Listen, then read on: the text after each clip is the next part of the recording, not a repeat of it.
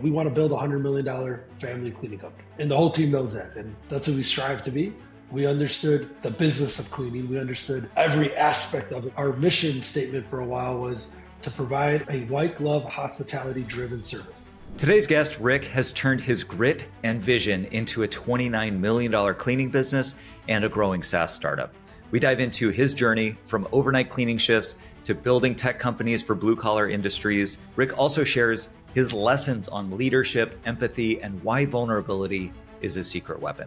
So let's get into it. My cousin had a cleaning company, very popular, very big franchise here in America. Bought the franchise from him, quickly learned he was not taking home $150,000 a year. Again, something I didn't know about. I didn't know finances like that.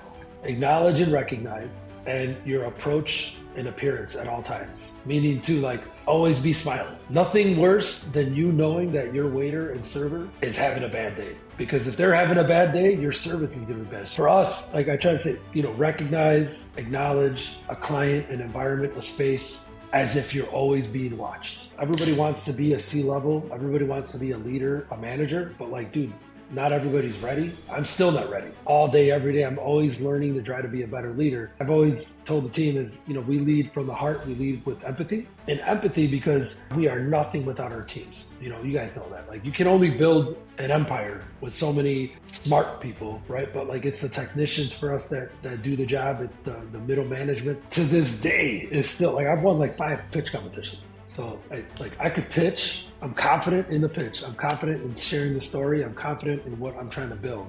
And that's why it's compelling. I always share a compelling story because I've lived it, breathed it. People forget that to share your narrative and your story, just be real. Talk about it. Use words that you always use. Don't use optimization and this and that.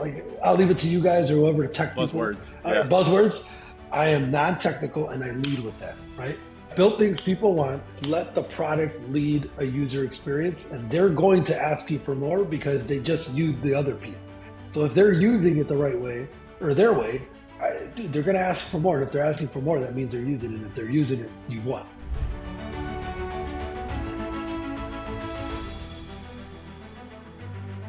Rick, nice to see you, man. Excited to chat. Welcome to the podcast. No, man, I'm excited. I love being the guest. I'm always, I'm so used to being the host. I'm I got no preparation right now. I'm here to answer. Well, I was just telling Tristan because I don't think I told him everything that you've done so far, except I forgot to mention cleaning and cocktails. That I was just telling him about your podcast. Sent him the link 5 minutes before this meeting. I don't know if you had a time to check it out, but I know I watched all of the episodes in 5 minutes. I just I just knocked it out, man. Yeah, man, you got quite the production. So I know you're familiar to this game. No, man, and I just had my most favorite episode. So if you do get the chance to watch any of them, Tristan, watch the one that just launched this for Christmas. One of my gifts to my son was our episode. So I recorded our episode. We did an episode here in Chicago. Cleaning, mocktails, and cuts. So we were making mocktails, and then we were getting our fade because we have the same barber. So I've been getting them a nice fresh cut. So watch that one. There's really no theme or topic to the discussion. We're just that's okay, man. We talk about cicadas, haircuts, and shit. Just imagine though, as a father. I mean, do you have just the one kid? 2 kids. So 2 kids, yeah. 2 kids, this is definitely going off topic here, but just imagine in 10 years or maybe 20 when they actually care about it. But in a while, they're going to be able to look back and be like, that was a moment. That was a special moment with my dad. That's why I do it, man, is I didn't realize how it's not about social media. It's about documentation. Yeah. Speaking of, and Tristan, he'll like this idea too. When we talked last, you mentioned you were having this book ghostwritten for you on each chapter of your children's life based on years. Can you just summarize that? I think that's a fantastic idea. That's very creative. Yeah, man. So there's this woman, Anna David, who came to speak at one of our events in San Jose. And as we were talking, she's like, Rick, well, what I do is, I'm a ghostwriter. I share people's stories. I ask the right questions. Because, for my sake, probably you guys too, we don't write, writing is a skill. It's an art. So she was like, she's like, I got an idea, Rick. You're so busy. I've been on chapter 1 for the last 2 years. So she's like, what if I just sit you down and we go, how old's your son? I'm like, oh, he's just turned 6 at the time. She's like, how about we do a 12 chapter book?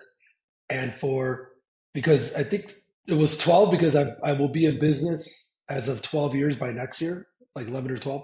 But she's saying because then go back to every year you were in business. So then by his 13th birthday or 12th birthday, he will have known every year that you were working while he was growing up. Because again, I see my son, we have, beautiful moments together. But dude, as a kid, you really don't know what your dad or your parent is doing. So this chapter, I'm going to speak to him like, hey, in 2009, we were in the middle of this. This was happening.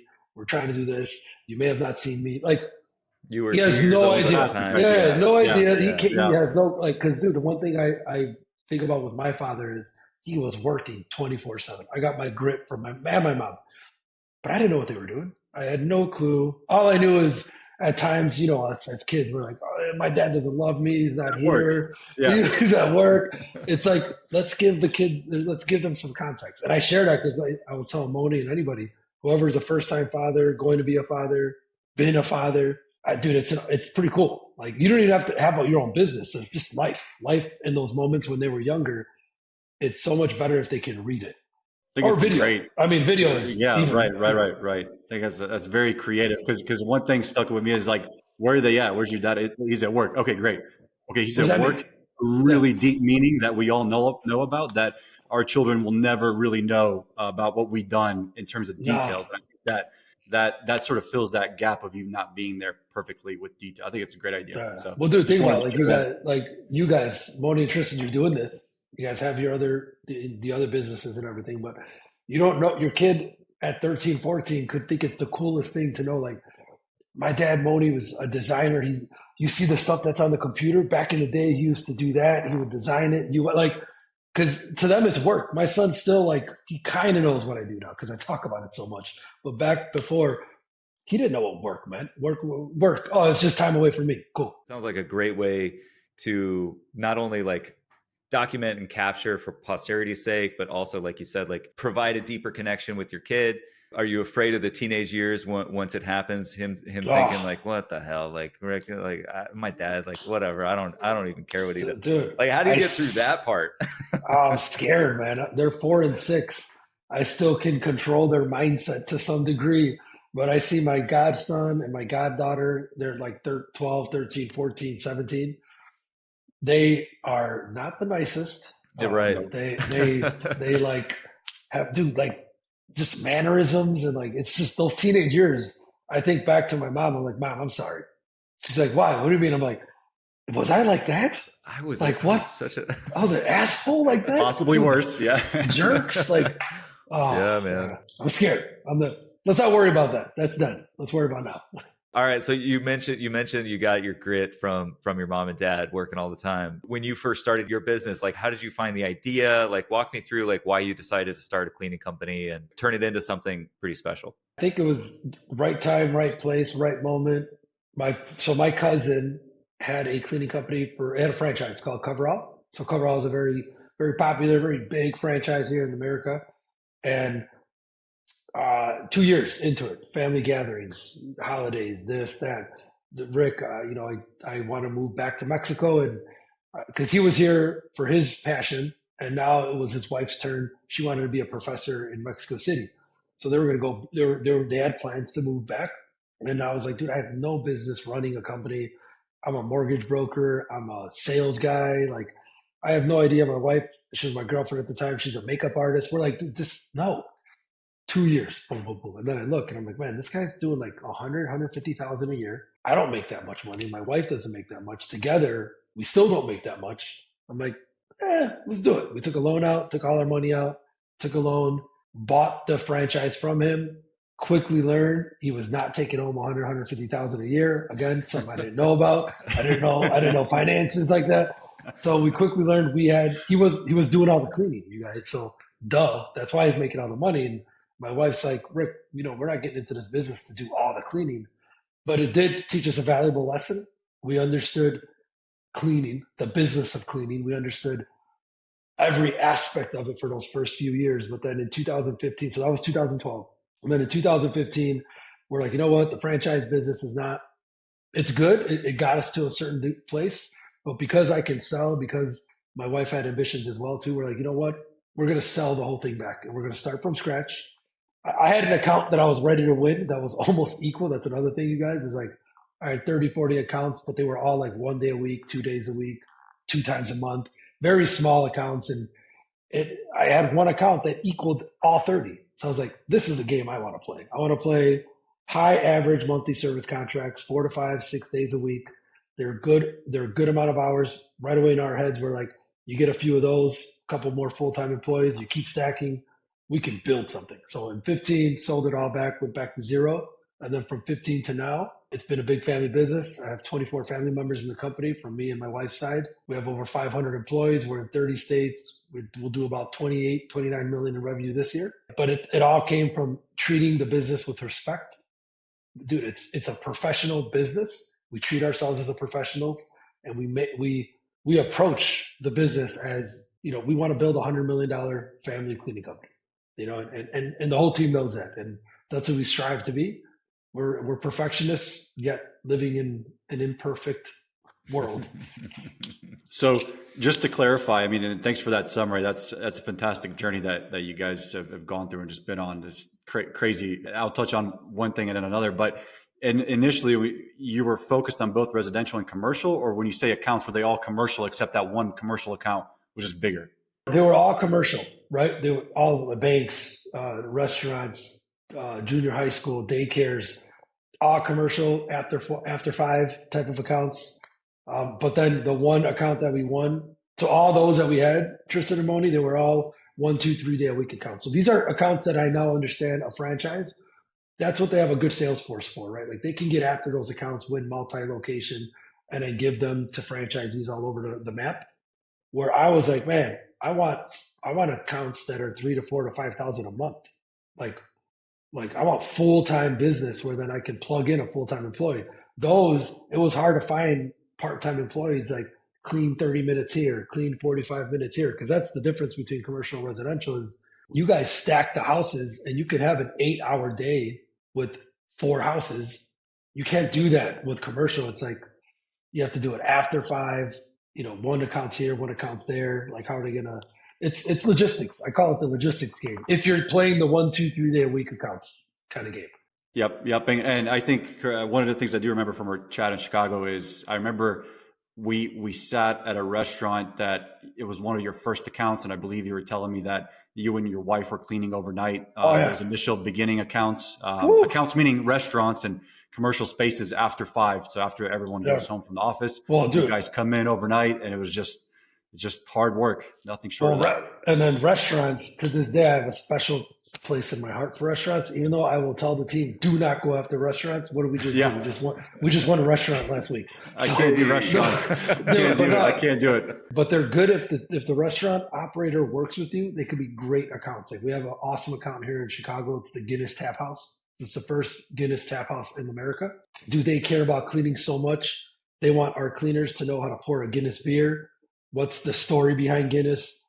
Like co-brand, like it's a different feeling because it's hospitality. Think about it. If you provide, like our mission statement for a while was to provide a white glove hospitality driven service, right? Like, because I came from hospitality as well. And dude, there's nothing like being waited on with just great service, always creating that engagement with each other. That's kind of on the cleaning side. You don't really get the chance to do that. So if you approach it though, you could. And yeah, restaurants, I mean, we cleaned from 1 a.m. to 7 a.m, you guys, for like years. That's rough, man. Years. Yeah. And I can't. we would, I'm talking after St. Patty's Day, we would go out and then we'd go clean. Like my friends would laugh. They're like, how are you guys going to go work right now? Like you just drank for 4 hours straight. I'm like, hey, don't worry about it. We're going to have some fun. Leave us alone. Yeah, that's great, man. I came from hospitality as well. What about hospitality did you bring into your company or companies, both indirectly and directly? It's like sometimes you could point to like those specific things. Like one of ours, and I'll just tee this up, one of ours is exceed expectations. Like find every way to exceed expectations. That was drilled in me in my earliest server days, back at the restaurants in Santa Monica. And I still carry it with me today. We talk about it to our team all the time. And then the second one, for me at least, is it's about the moments in between the moments. The walk to the table, the walk to the bathroom itself. What about it for you that you carried over?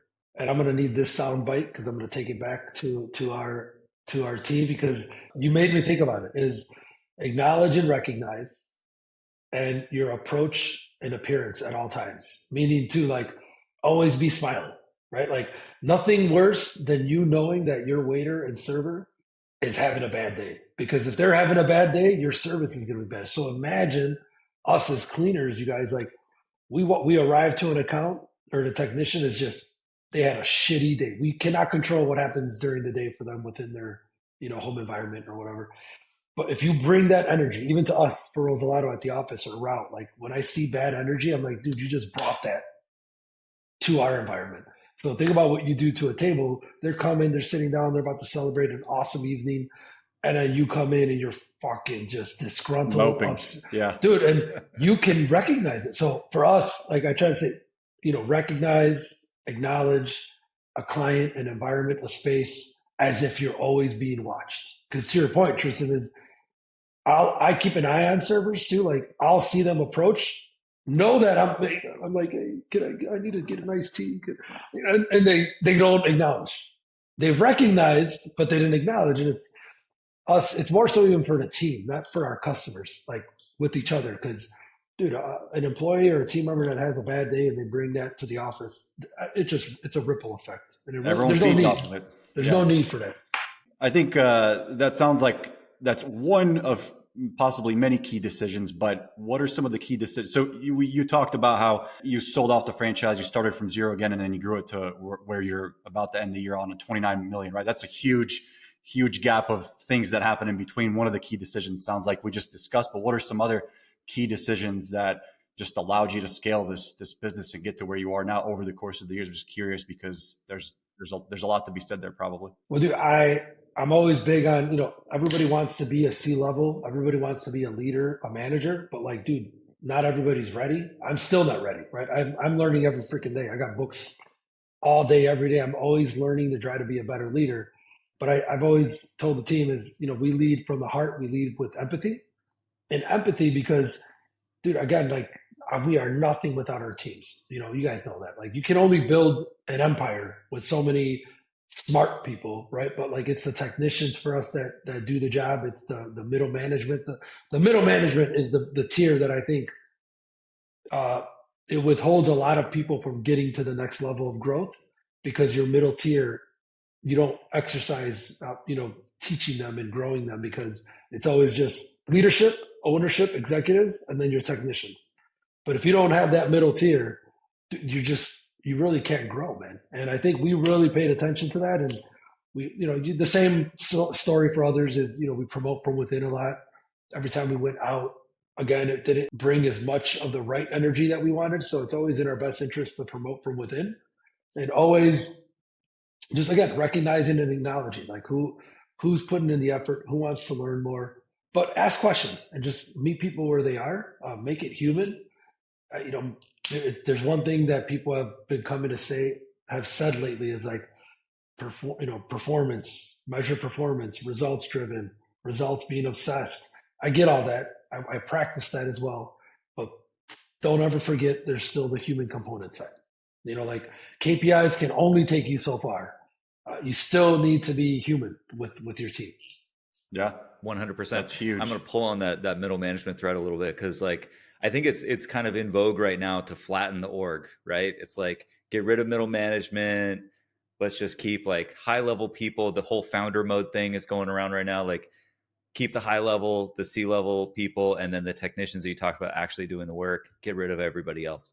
What about the middle management has helped you guys kind of scale and grow? And do you think it might be kind of a cautionary tale that we're going to look back on in 5 years and see all the orgs that flattened out are just going to bounce right back up and add that layer back because it's super, super critical? It depends on the category, because I love this topic, because I actually agree with founder mode when it comes to tech. Like building our tech company, I do feel that's all you need the high performing, high level decision making team, and then you need the technicians, which are like the developers, designers, and so I really do see you really don't need like an office manager or like but in service business, I would argue it's the connective tissue, man, because Again, in our business, most of our technicians are in the field. So we don't really do like again, categories. Like there's a lot of companies that I know that they do day porters, 8 hours a day, full time. The technician gets to come to the office, meet with the team. That's not the environment we live in. We have hundreds of employees that never come to the office, the technicians.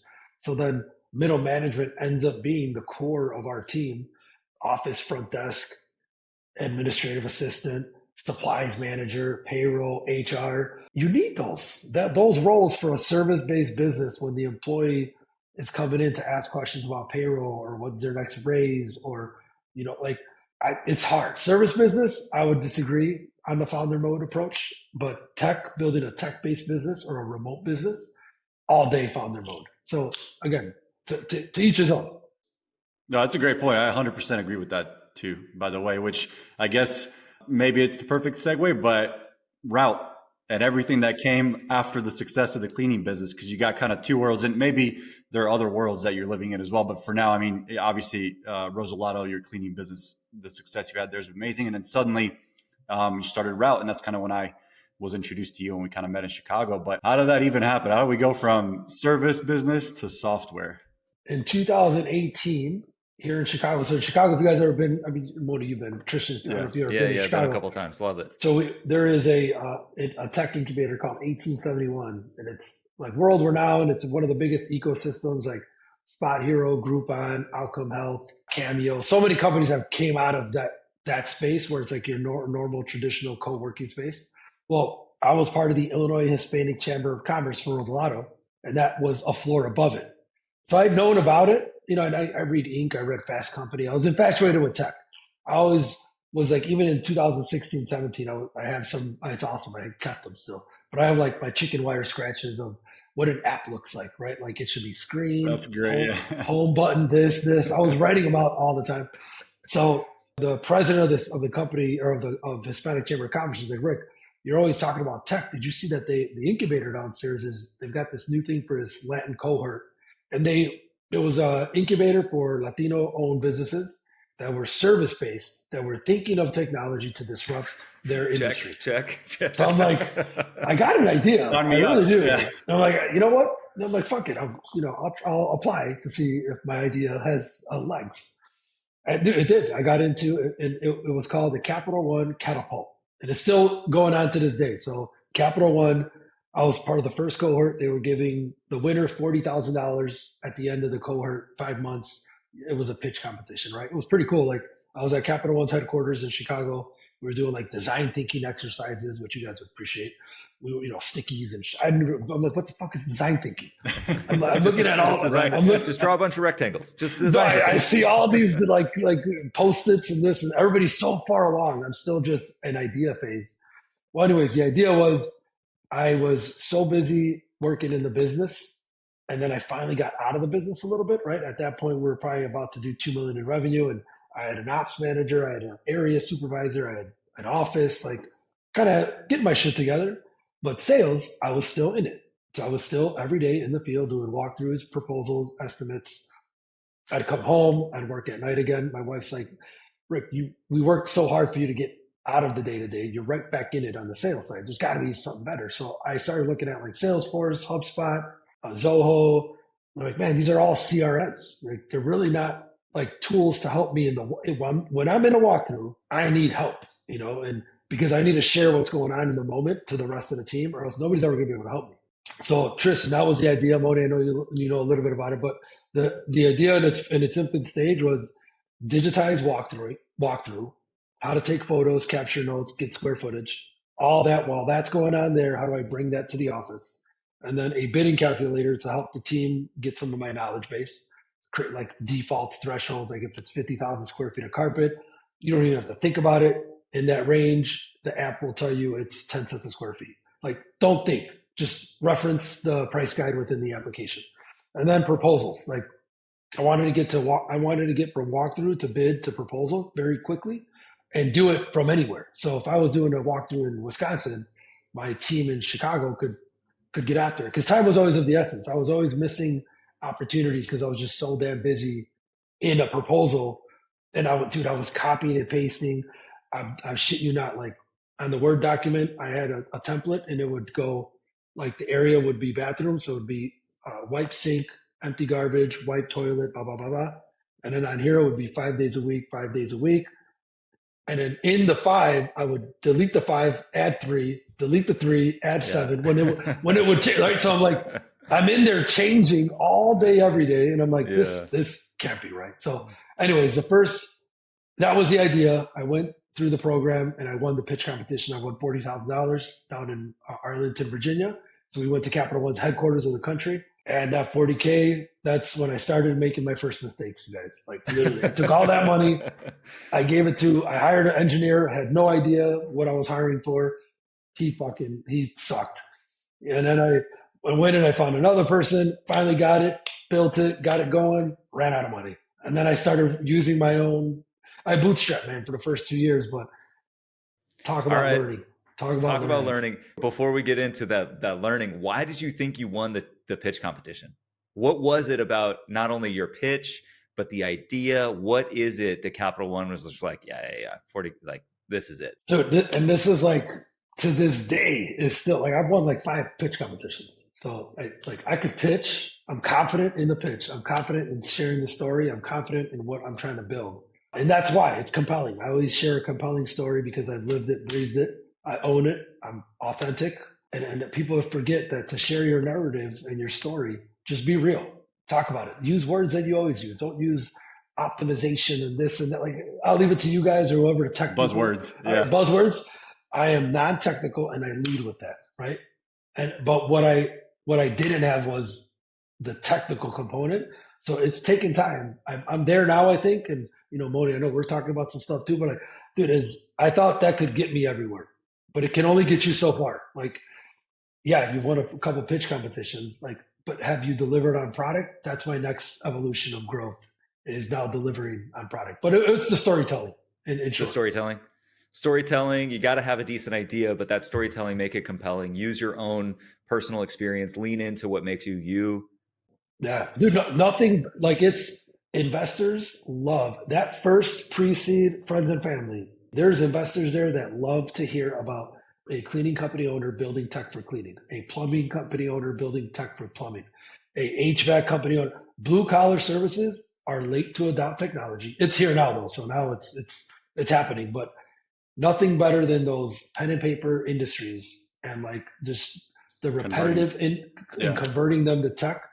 And it being us doing it, like the people actually doing the work hands-on, they love that SME story, but you better follow it up with the technical piece thereafter.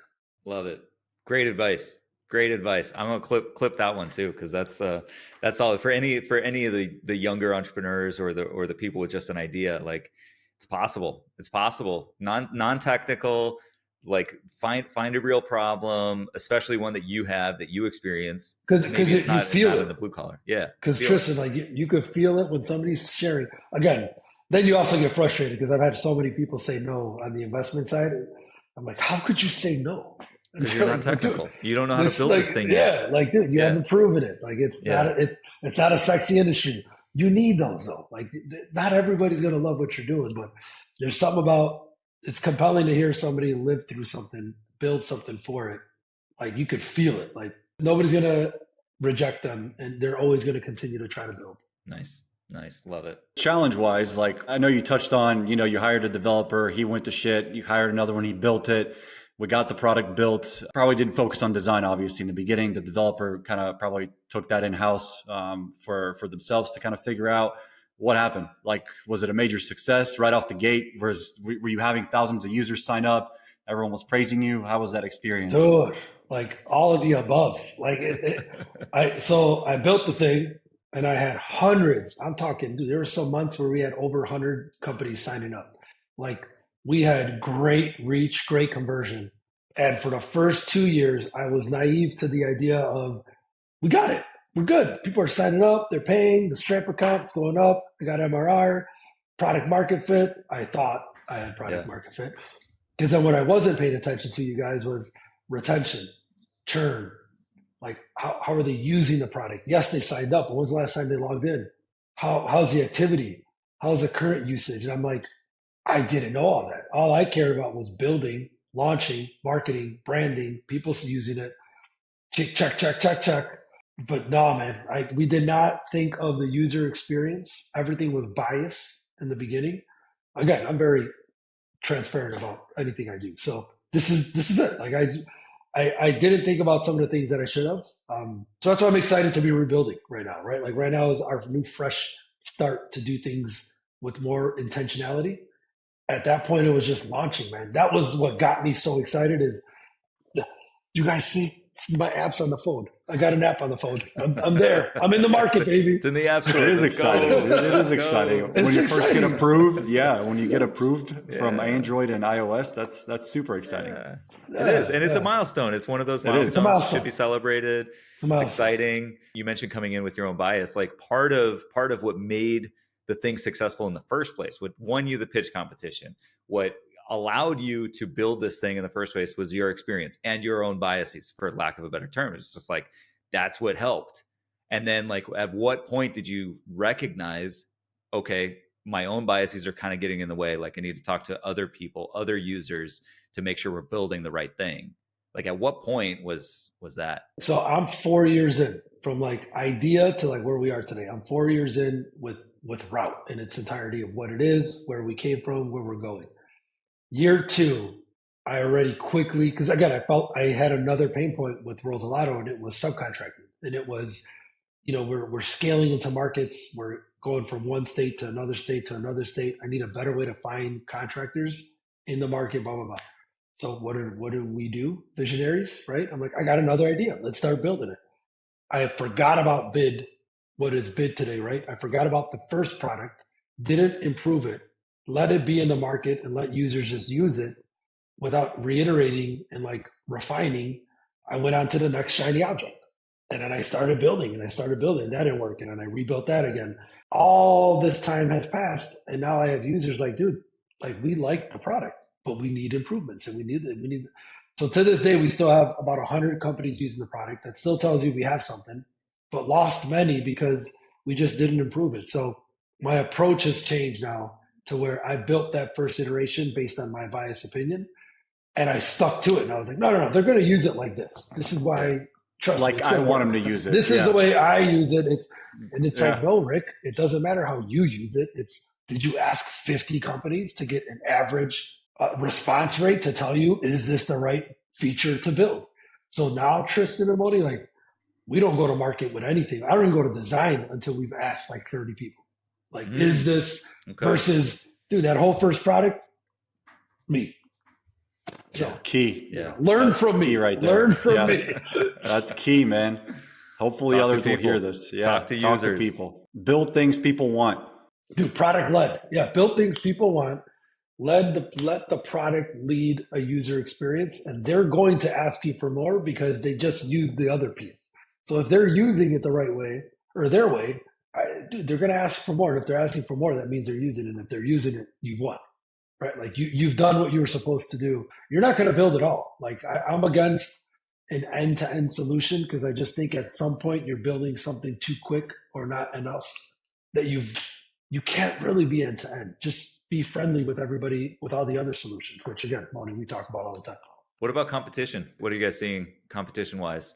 Is there plenty of room for everybody, plenty of pieces of pie to go around, or is it you're building an empire and like, keeping an eye on the ball? I think, and this is where I got to get better at doing other people's podcasts, because then you guys get to ask me a lot of these good questions, because everybody has an opinion on me too that I'm starting to learn, and like they're thinking I'm trying to build an empire and do it all. When, dude, Mony, like on the back channels, I'm talking to all my other fellow founders to work together, right? Because Tristan, I think there's way more than enough for everybody. Dude, there's hundreds of thousands of cleaning companies. I'm going to talk about our sector in our market, but only thousands use software. So then that means there's a huge disconnect and a huge market for everybody. If everybody stopped trying to build everything, themselves and like work to build together with others, I think there would be a lot of companies and users benefiting from that. Because like, to me, for my marketplace, yes, there's competition, but I don't worry about the competition because nobody's in your head building what you want to build. So nice. If you don't worry about it as they're not competitors, they're my colleagues.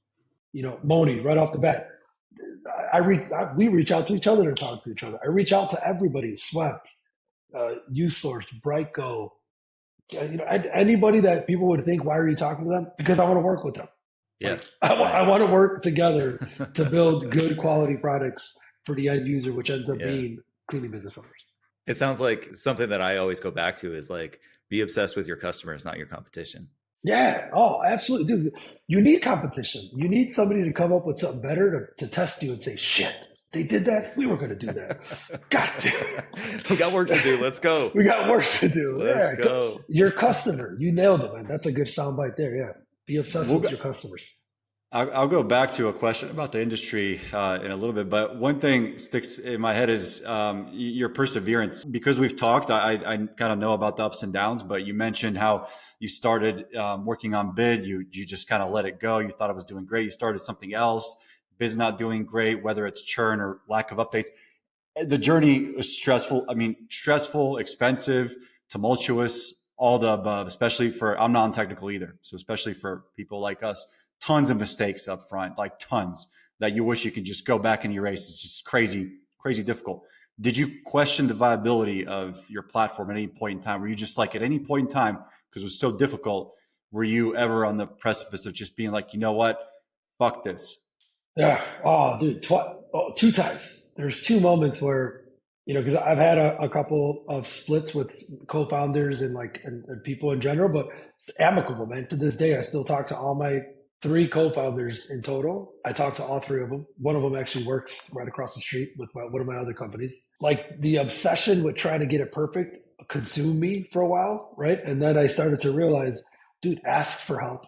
It's okay. But there was a moment when I split the second time and I was like, dude, I'm going to be on my own. Like I cannot do this by myself. I'm non-technical. I need a technical partner or co-founder or something. But then I found somebody. And they helped me get to us. So it was just steps that they got me. I never went backward. In my opinion, I don't think I ever went backward. I just kept going forward a little bit. Sometimes it was just a little bit, and then sometimes it was a nice big leap. But I think it's just being vulnerable. Mony is like, I always allowed myself to be vulnerable and opened myself up. Cared less if people thought it was a point of weakness. But I've got my dad's money. My father passed away. One of the things he left me with was an investment into Route. Others have invested. My Regalado has put money in. I have a lot to work for to help everybody, right? So I'm okay with making mistakes, man. And I'm going to make some more. And, and I'm going to doubt. I've doubted us a couple of times, but every time I doubted, that same day, 2 moments in my life, same day, I woke up with doubt and I was scared. And I was like, I may have to close up shop. This is not, I don't think I have a viable path forward. Not sustainable. Yeah. In comes an opportunity. And I'm like, I'm back. Let's go. And I closed those 2 days out with a path forward, opportunity. That problem was gone. Right. So in short, I'm vulnerable every day right now. I love that. That's awesome. That's one of the things that stood out to me, man, just hearing your story and just the fact that you just kept going, you keep going, you're rebranding, redoing, learning from mistakes, having really big mistakes from even when I met you to now. Crazy. I think dude, that's very, and you got another business, millions of dollars. Oh God. Jesus, man. But it's an investment. It's an investment. Yeah, for the future. That's for sure. How are you juggling both of these businesses? I mean, I think you have more things that you're doing, but I guess in general, how do you juggling everything? I know you said you're not nearly as involved in Regalado as you used to be, but you do have other things going on as well. And you're doing a lot with and for Route. I mean, how? Yeah. So the family business, again, I have over 20 family members in the business. All I help with is vision. So I'm still technically, I'm the CVO, Chief Visionary Officer. So once a month I meet with my brother, my cousin, my mom, the team, help with hey, what big sales ticket opportunities. Because remember, in the end, Regalado uses Route for subcontracting and how to scale across the country for multi-service contracts. So I'm still there to show that, right? To show value in what we've built because of our pain points at Regalado. Route is 90% of my time or more. Just leading the charge, small team right now, getting back into product. Every day I'm involved with product right now. And then Cleaning and Cocktails is the podcast. I have fun with that though. That comes natural. We got a studio here. That one's more about sharing people's stories and putting a spotlight on the industry. And then the other brands, they run themselves. We have CEOs for the contracting and maintenance. We have a director of ops for the concrete coating. We have a creative agency that he runs that. Like we build brands, but then we build them with somebody in charge day one. That's great. Hats off to you, bro. Like lots of success. And of course, like, anybody who's experienced success is like, yeah, we're just getting started. Like, just getting started, right? Just getting started. Like I just did our investor deck for Route 5-year forecast. I'm like, oh, this is year one. We're good. We're just saying we're rebuilding. This is where it all started. But this has been the most pivotal year for us, you guys, because Karina, who's our new chief product officer, she came in 2 months ago, a little bit over 2 months, October, November, 3 months. Said, no, we're not using any of the current code. We're literally going to start from scratch. And here's what we're going to do. And we've done more in these 2-3 months than we did in the last 3-4 years. Like dude, it's amazing. Like it's got to feel good. The new platform, like that's why I said this is it though.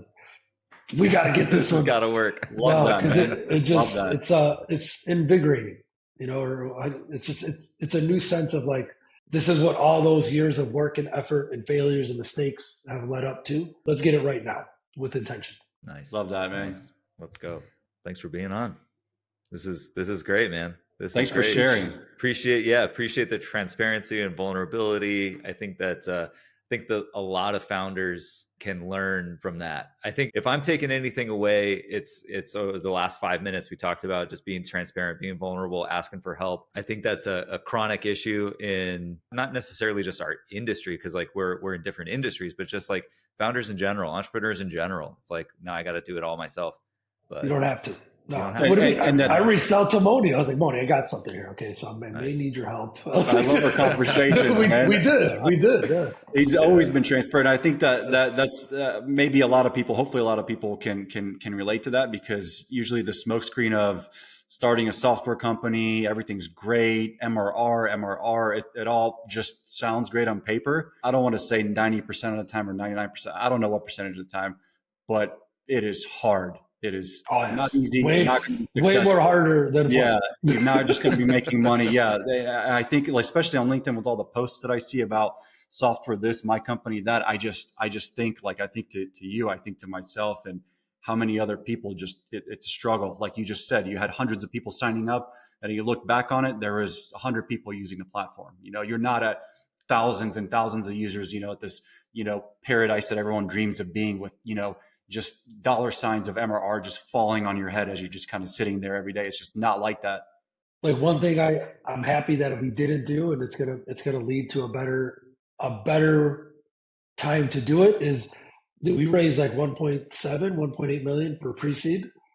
Never posted about it, because I started to see like too many people were just posting their raises.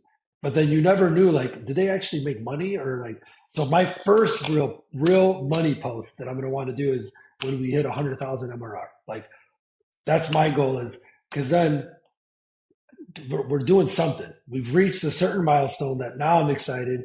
If we raise money, yeah, awesome. Now I'm going to post it, because I'm raising money on a viable business that is making money, versus, again, nothing against the people. Trust me, I know how hard it is to raise money. So I was very, like, I had the press release ready to go. I was like, boom. And then I seriously sat there with one of the guys from the office, and I'm like, but dude, we're making like 15,000 MRR. Like, why the fuck would I post that if I'm not even where I'm not happy with where we are? Let's just get to work. All right, then don't do it. Right? Don't do it. I was like, yeah, fuck that. I'm not doing it. Let's get back to work. Love that, dude. To work. Good mentality. Hopefully more people listen to this part, because I think this is really important. It's motivating. It should be more motivating than just thinking that everyone's just doing so fantastic. Most of that money is gone. You end up not building what you're supposed to build, because you got so infatuated with the fact that you raise money. Again, it's an art, and I don't take it to grant. Like, it is very hard to do. So when you do it, I do see why people get so excited. But then it's like the clock starts. Now what? What are you going to do with it? How are you going to succeed? Yeah. Yep. I wish they would have told me what to do. Business. Yeah. Where can people find you? You mentioned your podcast. What's your podcast called, and where can people find you? So yeah, I mean, I have a website. I haven't updated it, but it's rickyregalado.com. On LinkedIn's the best way though. Best way is Ricardo Regalado. I'm on LinkedIn. I spend most of my time there. Instagram as well, Ricky Regalado. Yeah, the podcast is Cleaning and Cocktails, all spelled out. You can find it anywhere. We're finally connected, dude. For many years, I didn't even connect the dots. I was doing shit on separate channels, but Cleaning and Cocktails, check it out. You get to enjoy me having some fun. Love it. This is great. Great to meet you, man. Awesome. And yeah, best of luck. Congrats on the success. Awesome, man. Thank you guys. Appreciate it. See you, Rick. All right. See you, man. Thanks. See you. Bye, guys.